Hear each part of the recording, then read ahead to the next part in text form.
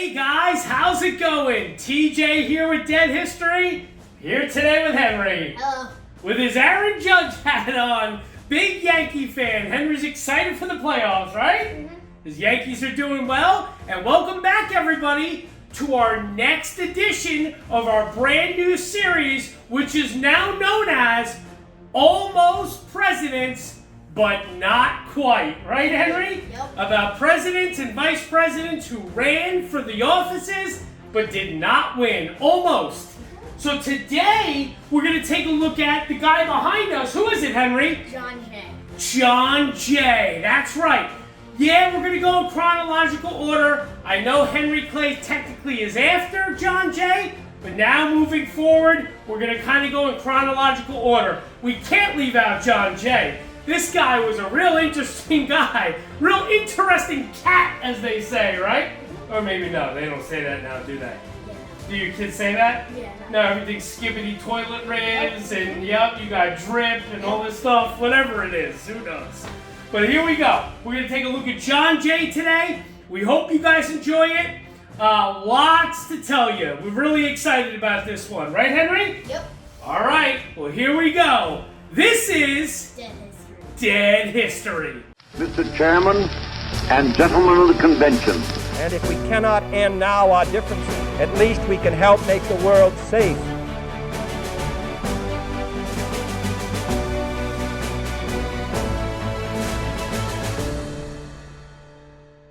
Hey guys, TJ back with you, here with Henry. Hello. And the guy behind us, who is it, Henry? John Jay. That's right, John Jay. We have a lot to tell you about John Jay. So this guy was really interesting. He did run for president, but not exactly how you may think. It was a lot different during the first few elections, but we're going to tell you all about that. But beside that, he, John Jay, was the very first Chief Justice of the Supreme Court. So very cool stuff. What's something else that people might not know, Henry? He was a governor in New York. That's right, he was. He was a governor of the state of New York. Very good. So some very cool things. We're excited to bring you this next edition of our new series. But first you gotta hit the likes, comments, questions, hit the thumbs up, hit subscribe, right? Subscribe to our channel if you haven't already. Make sure you do all that stuff. So all right, Henry. They got everything. We got the likes, the subscribes, hopefully some comments and questions, right? I'm Skibbity Ohio Toilet Riz, or whatever heck it's called. Skibbity whatever it is. I don't know. Right? Do I have drip? No. I don't have drip. This is not drip. Negative. I have negative drip. I'm drowning here. I have negative drip, apparently. All right, Henry. The people did everything. What do they gotta go do now? Go get the chips, the pretzels, the potato chips, everything. And apparently, a current present-day slang dictionary. Because I don't know what these words mean. That these kids, yeah, exactly. That these kids use. I don't know. But yeah, go get all the snacks, popcorn, pretzels. Get it all so you can sit back, relax, and enjoy. The way we would. Hey guys, welcome. TJ here with Dead History, and welcome back to our next installment of our brand new series, now entitled Almost Presidents, but Not Quite. That's right, the presidential and vice presidential candidates who ran for office but lost.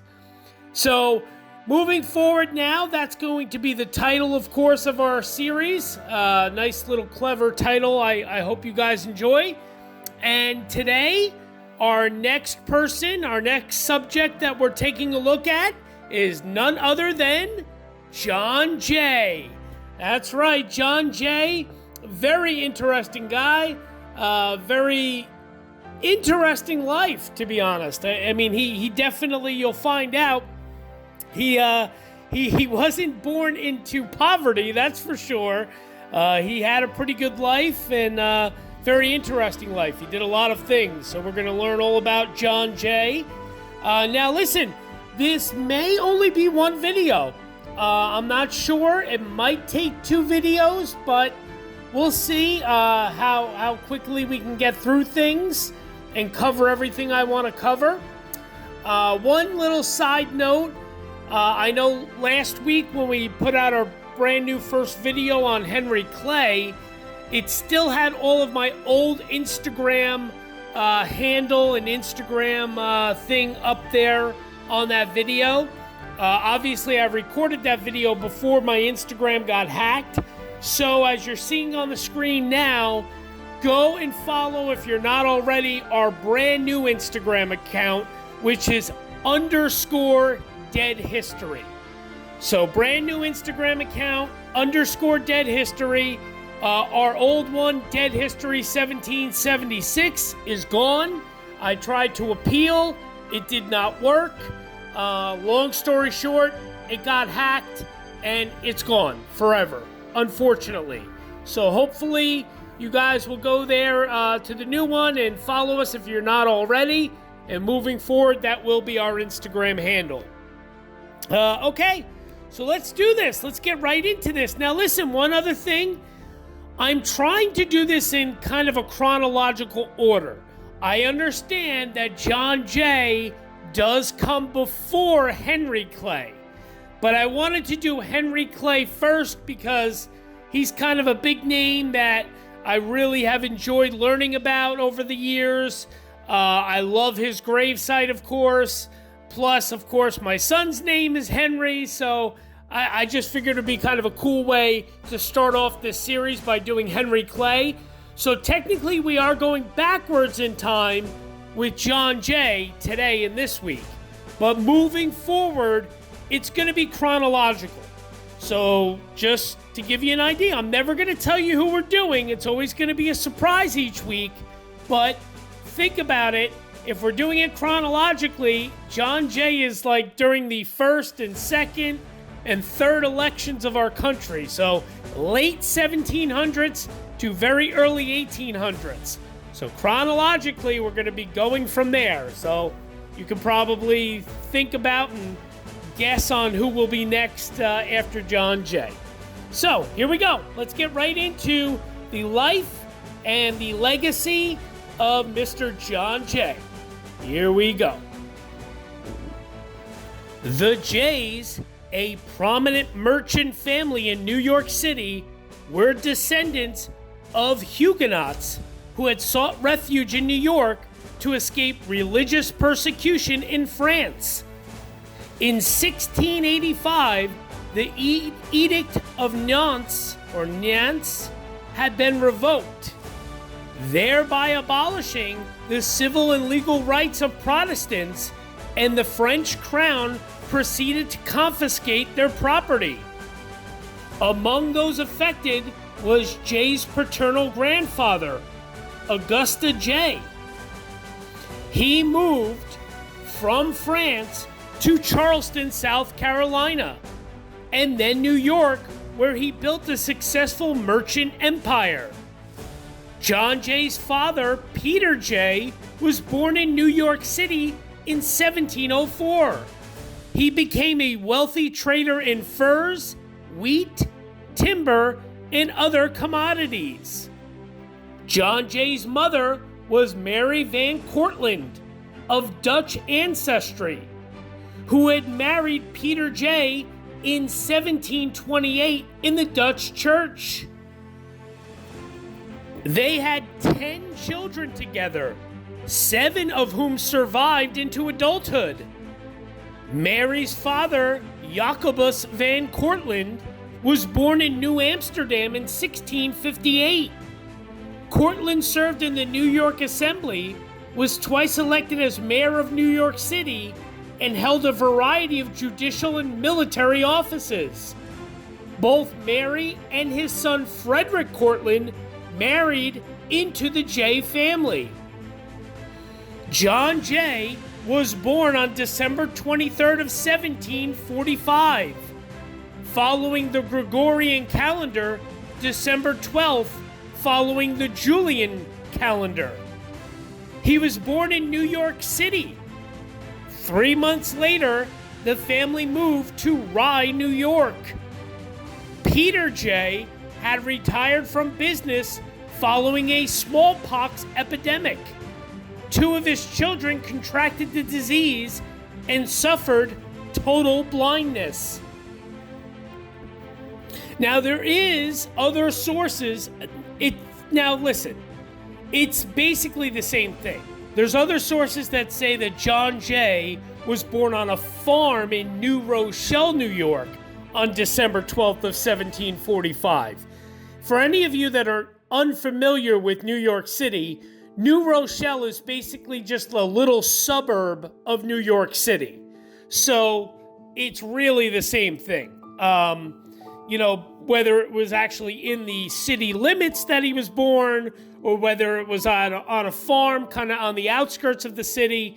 We do know, though, that obviously he was born December of 1745. Some have it as December 23rd of 1745. Some have it as December 12th of 1745. But the reality is 1745 in December, he was born somewhere in the New York City area. John Jay spent his childhood in Rye, New York. He was educated there by his mother until he was 8 years old, when he was sent to New Rochelle to study under Anglican priest Pierre Stoup. In 1756, after 3 years, John Jay returned to homeschooling in Rye under the tutelage of his mother and George Murray. In 1760, 14-year-old John Jay entered King's College, later renamed Columbia College, in New York City. There, he made many influential friends, including his closest friend, Robert Livingston. John Jay took the same political stand as his father, a staunch Whig. Upon graduating in 1764, he became a law clerk for Benjamin Kissam, a prominent lawyer, politician, and sought-after instructor in the law. In addition to Jay, Kissam's students included Lindley Murray. 3 years later, in 1767, as was the tradition at the time, John Jay was promoted to Master of Arts. One thing about John Jay that is kind of important to really point out is his lineage differs from most of the founding fathers and for most of the founders of our country. In that the reason it differs is his parents, John Jay's parents, were not British citizens, but they were French Huguenot refugees, as I had said earlier. So, a lot of these founding fathers, their parents were British citizens, living here under British rule. A lot of them even came from, Europe or the United Kingdom or Britain. But John Jay's parents were definitely different in that respect. And as I said, his mother was in charge of his schooling basically until John Jay left for a formal education. And it was actually at a French Huguenot church school initially that he was educated at after his mother schooled him. And then from there, he continued to King's College. And the interesting thing about John Jay is the law, for someone, it's kind of amazing when you really stop and think about it, that John Jay, obviously you're going to learn here, he was a man who spent much of his life in legal pursuits. He was very involved in the law throughout his life. For someone who was like that, he had no real interest in studying law until his final year at King's College before he graduated. So that's what's kind of interesting. He was only 14 years old, too, when he entered King's College, which is Columbia now today in present day. Of course, we said he graduated with honors. He clerked for Benjamin Kissam, one of New York City's most prominent attorneys.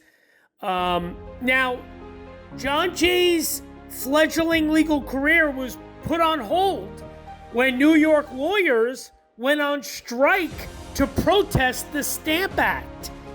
And that put everything on hold, including for John Jay. But not wanting to waste any time, John Jay went back to King's College, and that's when he earned that Master of Arts degree. So, very interesting stuff about his early years and, what had happened with his education. But now we're going to get into, he's graduated, and it's like the late 1760s, early 1770s. And what is going to happen now for John Jay? Let's get into that here. In 1768, after reading law and being admitted to the bar of New York, John Jay, with the money from the government, established a legal practice and worked there until he opened his own law office in 1771. And actually, he started the legal practice with Robert R. Livingston Jr. So it was actually Robert R. Livingston Jr. that he started the practice with before setting up his own law office in 1771. So that's kind of just a little interesting nugget. I found that to be interesting, at least. He was a member, John Jay was a member of the New York Committee of Correspondence in 1774 and became its secretary, which was his first public role in the Revolution. John Jay represented the radical Whig faction that was interested in protecting property rights and in preserving the rule of law, while resisting what it regarded as British violations of colonial rights. This faction feared the prospect of mob rule. Jay believed that British tax measures were wrong and thought Americans were morally and legally justified in resisting them.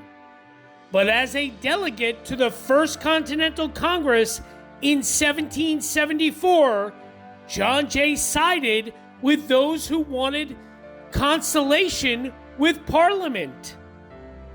Events such as the burning of Norfolk in January of 1776 pushed Jay to support the Patriot camp. With the outbreak of the American Revolutionary War, John Jay worked tirelessly for the revolutionary cause and acted to suppress loyalists. Jay evolved into first a moderate and then an ardent patriot because he had decided that all the colony's efforts at reconciliation with Britain were fruitless and that the struggle for independence was inevitable. In 1780, John Jay was elected a member of the American Philosophical Society. So it was really a visit that John Jay had to London. John Jay visited London, and when he did visit London, this altered his view completely on the revolution. As I said, he at first was really kind of hesitant to engage with revolutionaries. He wasn't a loyalist. He wasn't necessarily loyal to the crown, but he thought that the impending war between the revolutionists and the loyalists and everything was just going to end really messy. Obviously, it was going to end in mob rule, and there was just going to be all sorts of chaos. So he was kind of in the middle. But after he visited London, that changed. John Jay was sent as a delegate to try and negotiate a peace before potential war. And when he was there in London, Jay quickly learned that the British government would not take the colonies seriously unless America declared and won a war. So it was after that trip to London that John Jay, had this revelation that began, his efforts to promote revolution in the colonies. That's when he was like, hey, It's time for us to do this. Having established a reputation as a reasonable moderate in New York, John Jay was elected to serve as delegate to the First and Second Continental Congresses, which debated whether the colonies should declare independence. As a matter of fact, John Jay was the second youngest member of the First Continental Congress. So I found that kind of interesting. He was the second youngest delegate. Moving on here, John Jay was originally in favor of reconciliation. He helped write the Olive Branch Petition, which urged the British government to reconcile with the colonies. As the necessity and inevitability of war became evident, John Jay threw his support behind the revolution and the Declaration of Independence. John Jay's views became more radical as events unfolded. He became an ardent separatist and attempted to move New York towards that cause. In 1774, upon the conclusion of the Continental Congress, John Jay elected to return to New York. There he served on New York City's Committee of 60, where he attempted to enforce a non-importation agreement passed by the First Continental Congress. Jay was elected to the Third New York Provincial Congress, where he drafted a constitution for New York in 1777. His duties as a New York congressman prevented him from voting on or signing the Declaration of Independence. John Jay served for several months on the New York Committee to detect and defeat conspiracies which monitored and combated Loyalist activity. New York's Provincial Congress elected Jay the Chief Justice of the New York Supreme Court on May 8th of 1777, which he served on for 2 years. The Continental Congress turned to John Jay, a political adversary of the previous president Henry Lawrence, only 3 days after Jay became a delegate and elected him president of the Continental Congress. In previous Congresses, John Jay had moved from a position of seeking consolation with Britain to advocating separation sooner than Lawrence. 8 states voted for Jay and 4 for Lawrence.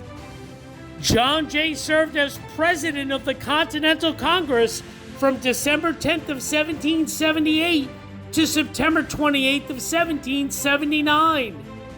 It was a largely ceremonial position without real power and indicated the resolve of the majority and the commitment of the Continental Congress. When John Jay actually became president of the Continental Congress, he was only 33 years old. So imagine that, a 33-year-old president of the Continental Congress. Pretty interesting stuff. And as I had just stated, that the New York Convention, where John Jay was a member and had helped draft the first New York Constitution, the New York State Constitution, well, that New York Convention appointed John Jay Chief Justice of the New York Supreme Court of Judicature. As I had said, the position required confirmation by the Council of Appointment, and on October 1st of 1777, Thomas Hayden sought a writ of habeas corpus. The justices of the Supreme Court, John Jay, Robert Yates, and John Sloss Hobart, were powerless to act. Haddon appealed to the New York State Assembly, which ensured that the appointments were confirmed shortly afterward. Little interesting fact, during John Jay's term as Chief Justice, The most populated regions of New York were still under English rule, and the provincial English colonial judicial system was still in force in those areas. Accordingly, little important business came before the court, and the New York Supreme Court never sat en banc, or en banc, as it's really pronounced. John Jay, in a letter to Gouverneur Morris, someone who we should know, of course, Gouverneur Morris, John Jay wrote to him, "I am now engaged in the most disagreeable part of my duty, trying criminals. They multiply exceedingly. Robberies become frequent. The woods afford them shelter, and the Tories food. Punishment must of course become certain, and mercy dormant. A harsh system, repugnant to my feelings, but nevertheless necessary." And when he became the president, when he was appointed president of the Continental Congress, John Jay actually resigned from the New York Supreme Court. On September 27th of 1779, John Jay was appointed minister to Spain. His mission was to get financial aid, commercial treaties, and recognition of American independence. The Royal Court of Spain refused to officially receive Jay as the minister of the United States, as it refused to recognize American independence until 1783, fearing that such recognition could spark revolution in their own colonies. Jay, however, convinced Spain to loan $170,000 to the U.S. government. John Jay departed Spain on May 20th of 1782. So now what we'll do is we'll talk a little bit about John Jay's personal life and family. On April 28th of 1774, John Jay married Sarah Van Brugh Livingston, eldest daughter of the New Jersey Governor William Livingston. So he has some New Jersey ties, does John Jay. At the time of the marriage, Livingston was only 17 years old and Jay was 28. Together they had 6 children: Peter Augustus, Susan, Maria, Anne, William, and Sarah Louisa. She accompanied John Jay to Spain and later was with him in Paris when they and their children resided with Benjamin Franklin at Passy, or Passy maybe. Jay's brother-in-law, Henry Brock Livingston, was lost at sea through the disappearance of the Continental Navy ship Saratoga during the Revolutionary War. While John Jay was in Paris as a diplomat to France, his father died. This event forced extra responsibility onto John Jay. His brother and sister Peter and Anna, both blinded by smallpox in childhood, became his responsibility. His brother Augustus suffered from mental disabilities that required Jay to provide both financial and emotional support. His brother Frederick was in constant financial trouble, causing Jay additional stress. Meanwhile, his brother James was in direct opposition in the political arena, joining the Loyalist faction of the New York State Senate at the outbreak of the Revolutionary War, which made him an embarrassment to John Jay's family. John Jay's family homes, both in Rye, New York, and Bedford, from the age of 3 months old until he attended the King's College in 1760, John Jay was raised in Rye, New York, on a farm acquired by his father Peter in 1745 that overlooked the Long Island Sound. After negotiating the Treaty of Paris that ended the Revolutionary War, John Jay returned to his childhood home to celebrate with his family and friends in July of 1784. We're going to get to all the Treaty of Paris and that sort of thing here in a minute.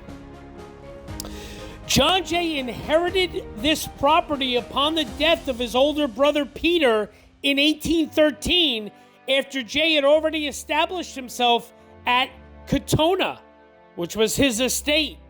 He conveyed the Rye property to his eldest son, Peter Augustus Jay, in 1822.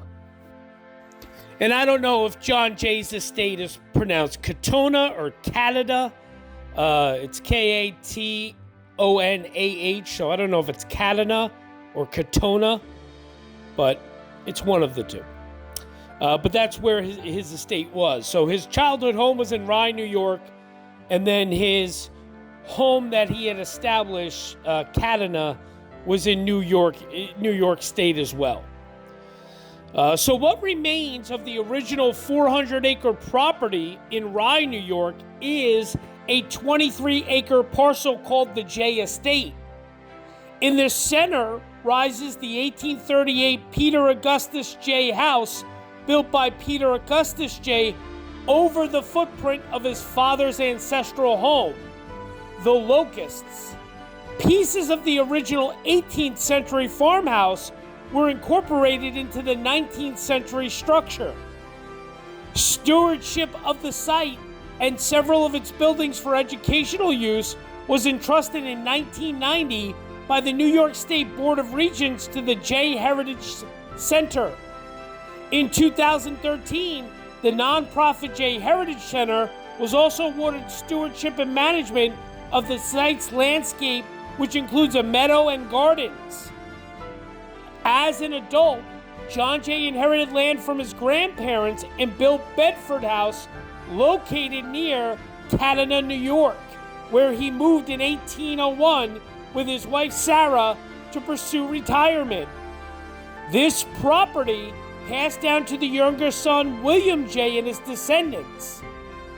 It was acquired by New York State in 1958 and named the John Jay Homestead. Today, this 62-acre park is preserved as the John Jay Homestead State Historic Site. Both homes in Rye and Katona have been designated as National Historic Landmarks and are open to the public for tours and programs. And we're going to get into a little bit later on, probably in part 2, because there will be 2 parts. We're going to get into the Rye, New York home, the John Jay estate there in Rye, New York. We're going to get into that later on. So after John Jay went to Spain to ensure their allegiance, as we spoke about already, John Jay then traveled to Paris to assist in negotiating a peace treaty with England.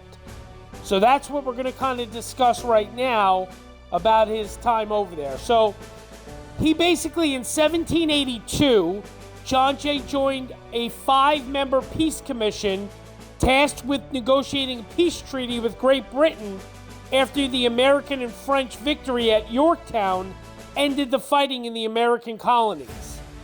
2 of the members of the commission, Henry Lawrence and Thomas Jefferson, did not participate. So it left only 3 men, who were John Jay, Benjamin Franklin, and John Adams. It left those 3 to negotiate a treaty with the British. So that's kind of where we're at right now with things. On June 23rd of 1782, John Jay reached Paris, where negotiations to end the American Revolutionary War would take place. Benjamin Franklin was the most experienced diplomat of the group, and thus Jay wished to lodge near him in order to learn from him. The United States agreed to negotiate with Britain separately than with France. In July of 1782, the Earl of Shelburne offered the Americans independence, but Jay rejected the offer on the grounds that it did not recognize American independence during the negotiations. Jay's dissent halted negotiations until the fall. The final treaty dictated that the United States would have Newfoundland fishing rights. Britain would acknowledge the United States as independent and would withdraw its troops in exchange for the United States ending the seizure of Loyalist property and honoring private debts. The treaty granted the United States independence, but left many border regions in dispute, and many of its provisions were not enforced. John Adams credited John Jay with having the central role in the negotiations, noting he was of more importance than any of the rest of us. Jay's peacemaking skills were further applauded by New York Mayor James Duane on October 4th of 1784.